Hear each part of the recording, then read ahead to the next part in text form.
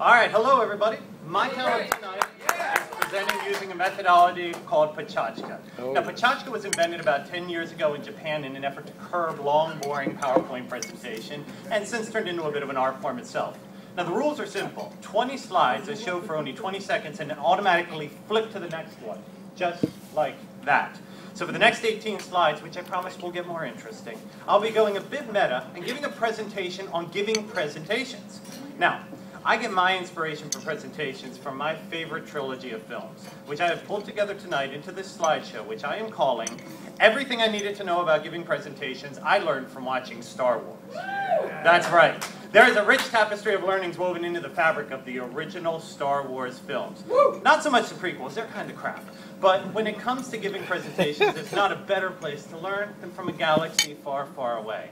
I mean, just look at the Rebels, huh? They loved giving presentations. I mean, in fact, if you remember, the plot of the first film is about trying to give a presentation. Princess Leia is trying to get to that secret rebel base, and she's got this PowerPoint presentation about Death Star vulnerabilities, and she's got it stored on her outer space thumb drive named R2-D2. But along the way, she gets pulled over, and she gets separated from the R2 jump drive. And then, boy, does that R2 drive have some crazy adventures to follow after that. He lands on a desert planet, he goes into slavery, runs away, he gets to make some new friends, he ends up playing a game of space chess, the Hologram Monster Edition, and in the end, R2 arrives at the secret rebel base just in time for Leia's important rebel boss to be able to give his important rebel presentation.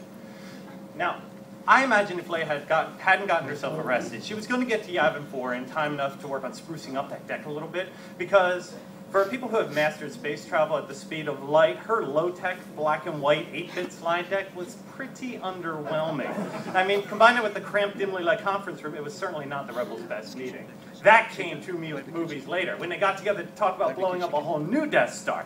Now this time they did it right. Big conference room with stadium seating and controlled lighting. And look at the deck that the It's a Trap guy put together. I mean, 3D rendering, 360-degree rotation, timed animations, I mean, wow! But here's the thing. Both presentations worked, because after each, the Rebels blew up their respective Death Stars. There's a good takeaway here. A clear, strong message like, if you shoot here, it will blow up, can overcome any visual shortcomings. So make sure that your message is solid. And while you're at it, make sure that it doesn't include any flawed logic or erroneous facts. You got to prioritize eliminating those first and then go on to create your awesome PowerPoint presentation. Because remember, if you leave logistical holes, even the size of a thermal exhaust port, people will notice. And they might even take a shot at you.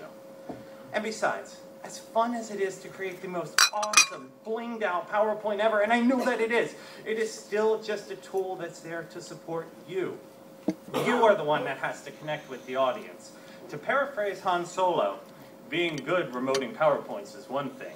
Being good at connecting with the living, well, that's something else. But Greg, you say, I'm not a public speaker. To that I say, was Luke Skywalker really a stormtrooper? No, but he didn't let that stop him from walking around the Death Star pretending to be one. In fact, Leia even called him out on it.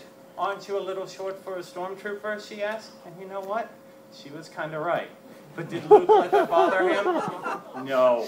Look at that face. The snide comment didn't affect him, and that's partially due to Mark Hamill's not being a very good actor, but it's primarily because Luke knows that it's not about what's outside, TK-421's ill-fitting uniform, but what's inside, who you are that counts. You just have to believe in yourself. Yoda knew that. Luke said, I don't believe it, when Yoda levitated the ship out of the muck, and Yoda replies, that is why you failed. Pretty straightforward message from the Jedi Master here, kids. Have confidence. Tell yourself, I can go out there. I can give one hell of a presentation. I can keep Pecha Kucha in sync for 7 more slides. Yes, let us do this. And then you're going to need that confidence because something will go wrong. Maybe the AV's not set up right, or the lights won't go down, or you forgot your notes, and you'll feel like this deal is getting worse and worse all the time, just like Lando did. But you can't let that affect you. Keep your composure. Find your confidence. One way to be confident is to know that your message is on point. If you provide what your audience wants for this presentation, they will not fire back saying that your presentation is a boring conversation anyway, and then hop onto their BlackBerries. No, they will stay engaged with you so long as you don't toss in anything really disappointing. A presenter must be a ruthless editor, cutting what your audience wouldn't want. And you've got to trust that your audience will love you so much more if you stick to what you've been building towards and do not swerve in the final chapter and let the empire be taken down by a tribe of teddy bears. For the record, I like the Ewoks, and I was born after May 25th, 1973.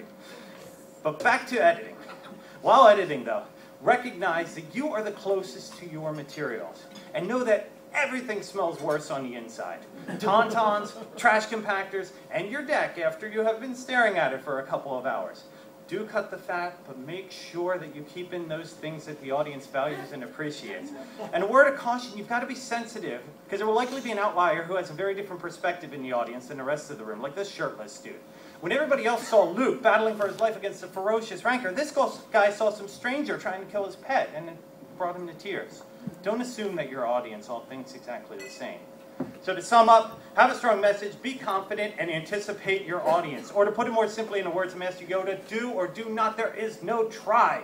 And that really is the essence of giving a great presentation. Committing to giving it your all for those few precious moments that you are on stage, because it will fly by. And before you know it, it'll be over, and you'll be on slide 20, and it'll be time to wrap up. And it's time to tell your audience that you appreciate them indulging you as you talked about Star Wars for the better part of 6 minutes. And time to tell them that you had a great time and you hope that they did too, and then simply say thanks and wish them a good night.